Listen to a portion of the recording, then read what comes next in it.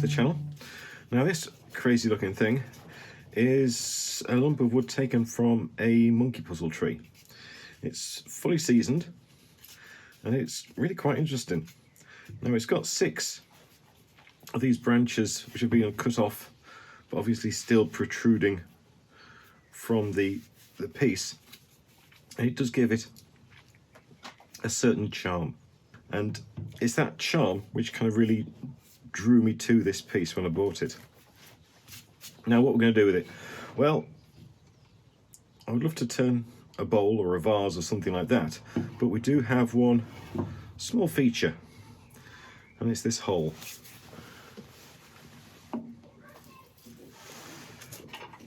There you go, magic trick. Goes all the way through, which makes it an absolute perfect candidate to be turned into a lamp. So that's what we're going to do with this. We're going to turn it into a lamp.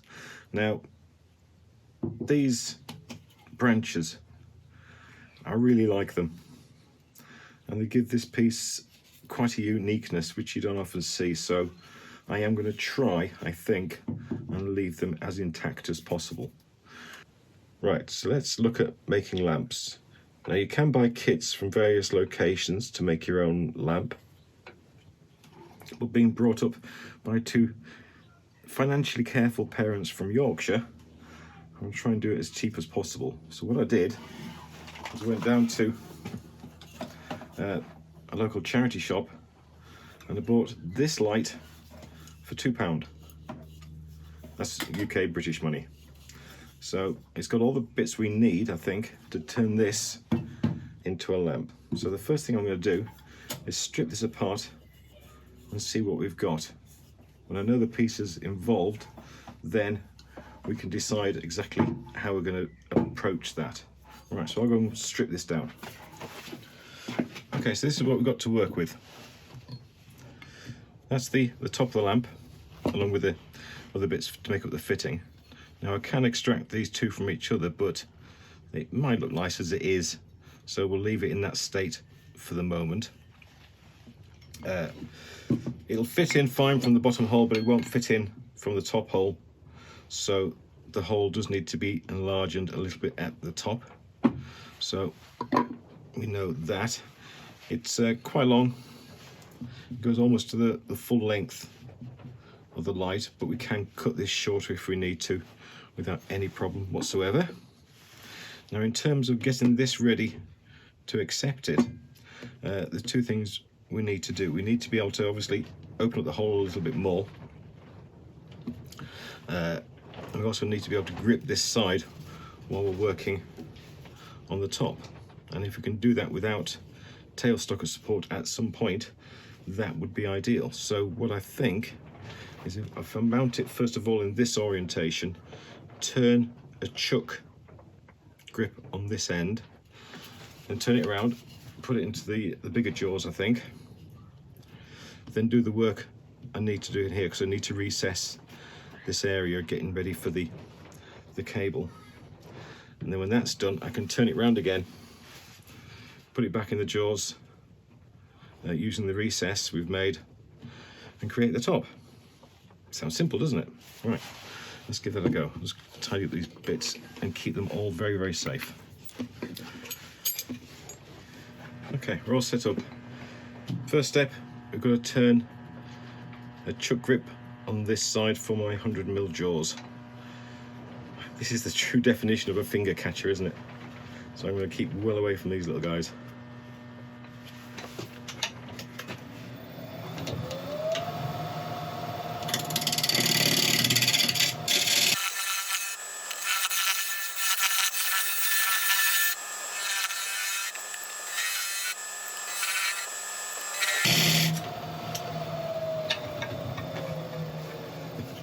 The breeze coming off these little stalks is terrifying. Right, okay, that's nice.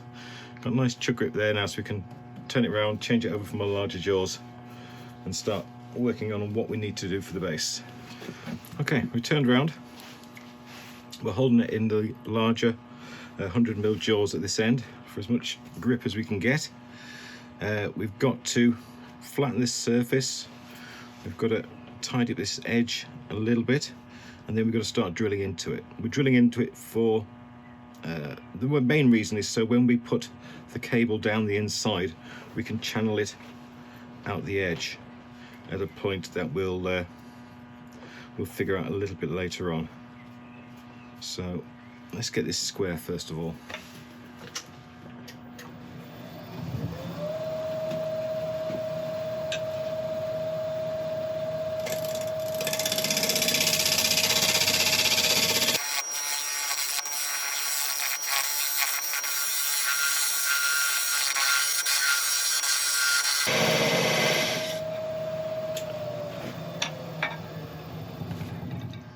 Okay, that's pretty good. It's a good chance to check out the wood. It should be okay. Can't see any obvious cracks or anything like that. Right, so I'm just gonna get my ball gouge and just start rounding this over a little bit, just try and sort that out.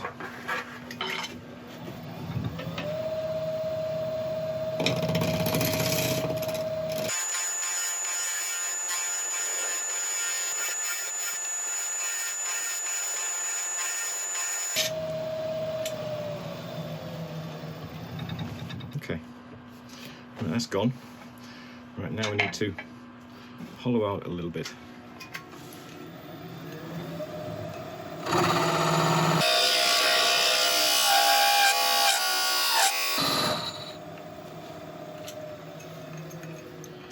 Right, I think I just need to sharpen up this forcing a little bit.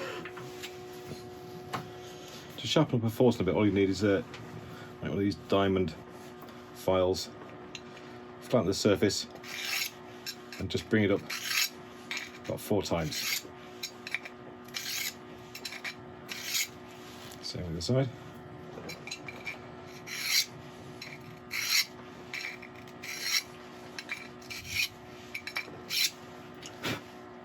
Should do.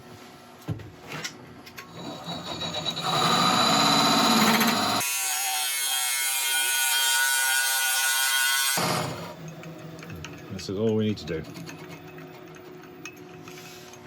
Okay, I'm just going to take these edges down a little bit before we turn it round, just so I've got somewhere to put on a little cap to hide all the bits we've got going on inside.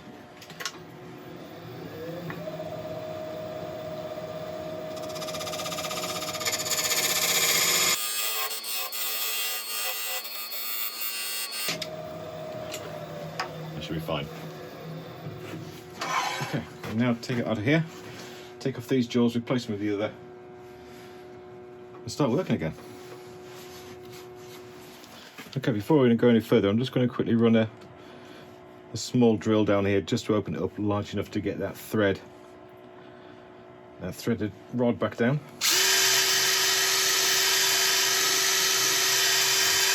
Didn't need much, just opening up a fraction. Perfect. Excellent. Okay, now we have some decisions to make. I now want to try and leave these bits on, so we're going to try and work around them as much as we can, but that's going to give us a few problems, because if we leave these on, we can't really touch the wood in between except by hand, which is fine. I have no problem with getting in there with the hand sanding and stuff like that. So that's going to be left fairly natural running through that center. Right, so that design decision has to try and influence the rest here.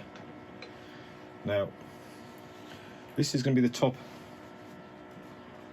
of the lamp, and that needs to obviously come in an awful lot more than it is now to create the top.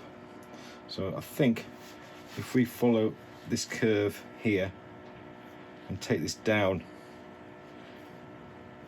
just slightly coming out at the end to create the top of the lamp, I think that would look nice. So let's give that a go.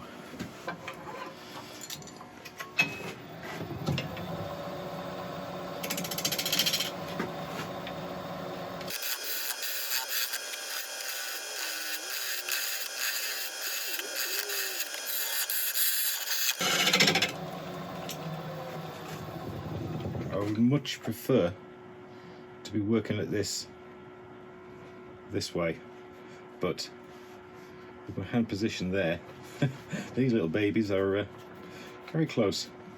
So I'm going to swap it around to and fro and try and get the best cuts I can, whilst keeping my hand nice and safe.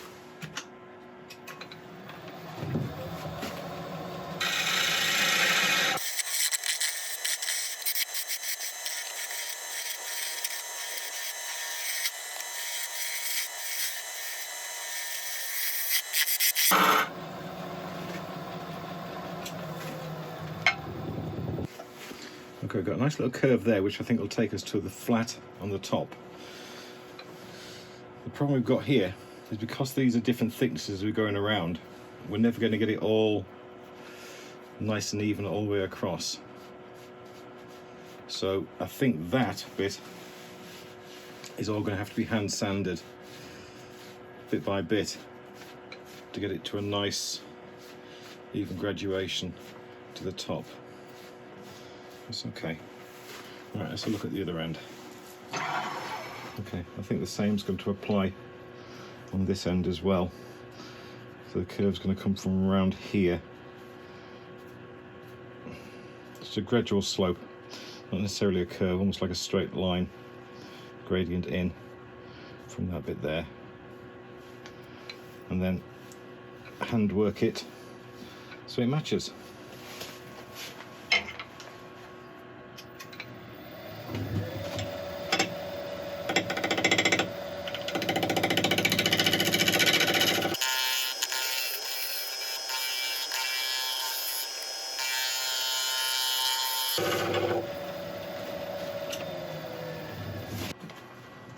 Okay,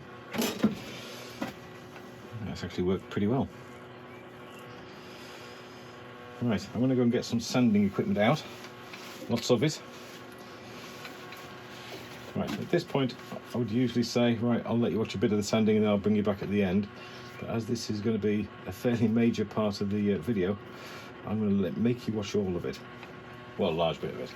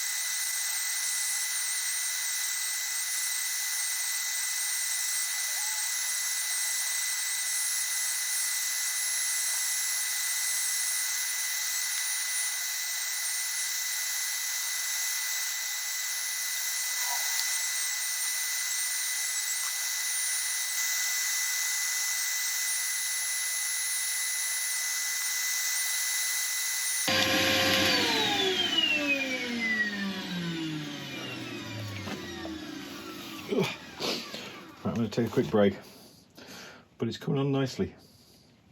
We're managing to try to keep the lines of the grain and the natural wood going through and down the piece, which I'm starting to like.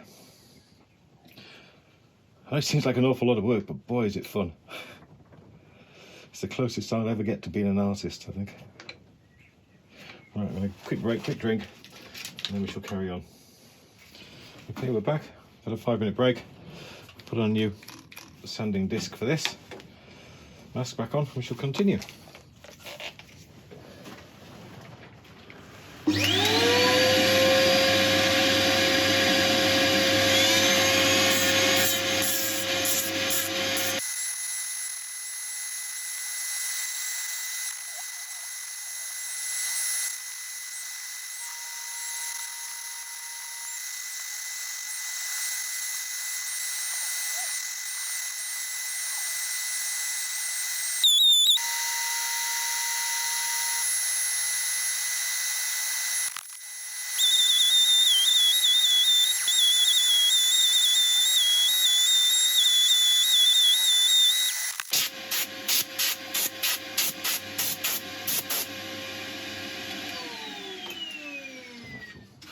Right. What should we do now? Apart from going to have a lie down. I need to start thinking about a finish. I don't want to. Do I want to put it all together first and then finish it? Or do I not? I don't know. I think I'd like to at least put one coat of finish on before I take off the lathe. That's my decision. Now, before I do put the finish on, I just want to sort out the top to decide how much it needs to be cut off to get the to get this in, and for it to sit in the right place.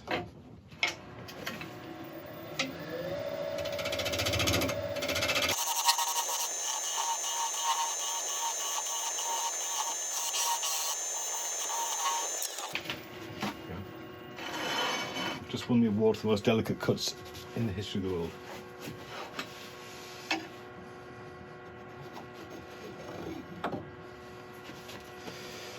Excellent. Right, I'll just brush a bit of sandpaper over the top of that.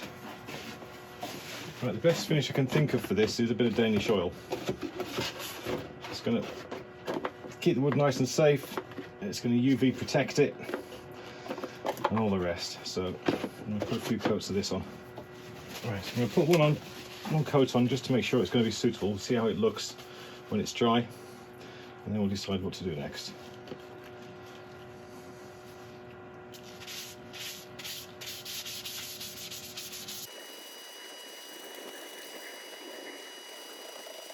Just switching over to a brush because it's going to be an awful lot easier for bits like that. When this is dry, I'm going to wipe it down. Sorry, not when it's dry, but in about 20 minutes I'm just going to wipe all the excess off. Because if you leave the excess on, you start to get a sticky finish as opposed to a beautifully smooth, silky finish.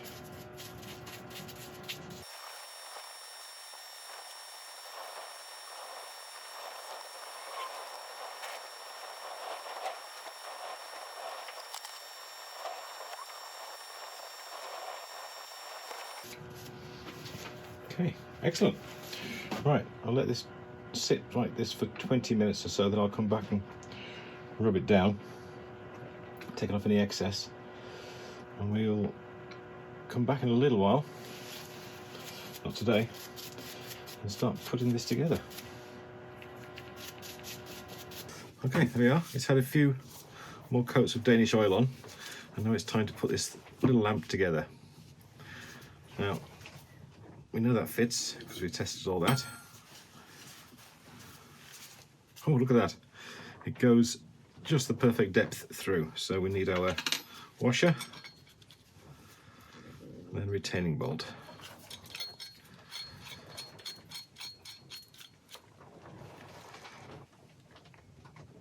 Oh, right. I think finger tightness is going to be fine for that for the moment.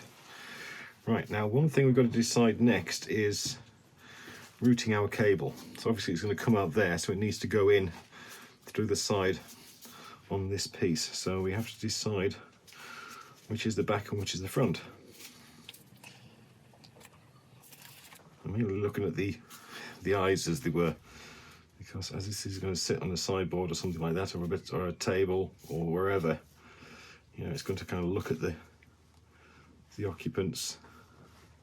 Right, I quite like those two. So I think that's going to be our front. Therefore, this is the back. So we need to drill a hole in here throughout that width. Right, okay. I think I'll just put it back on my jaws for a second. Okay. I haven't extended the jaws all the way into the base, so there's no chance of me drilling into the jaws themselves.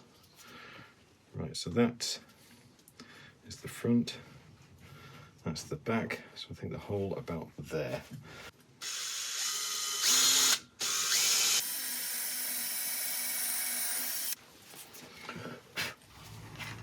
Now I've measured the size of the drill up against the little grommet that is going to plug the hole. This is a 10mm drill bit.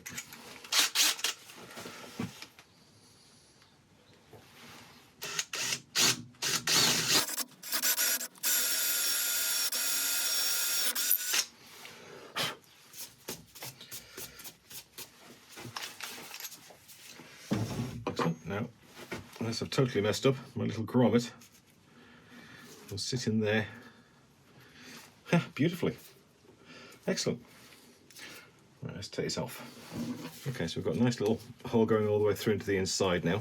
So we can start to feed our wire in. Now, if you're not competent with electronics, then it's best to get somebody who is competent to do this for you. I'm very tempted to give somebody a call, but I should be all right. What am I doing? Right, it goes through the side hole first.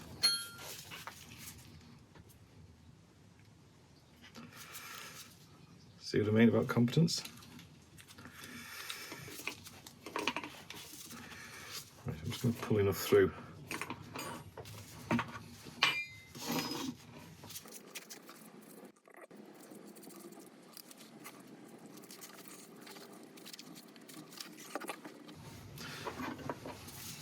Okay, got my screwdrivers. Start off putting the neutral.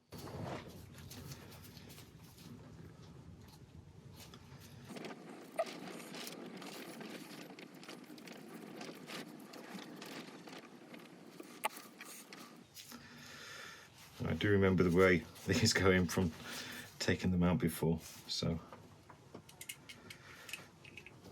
if you do take anything apart like this, it's always best to take photographs of where all the wires are. It's going to make life an awful lot easier when you come to putting it back together.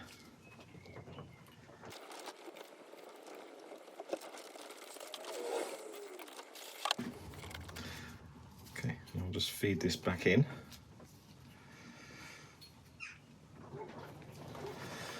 Need some gentle pulling down from the bottom.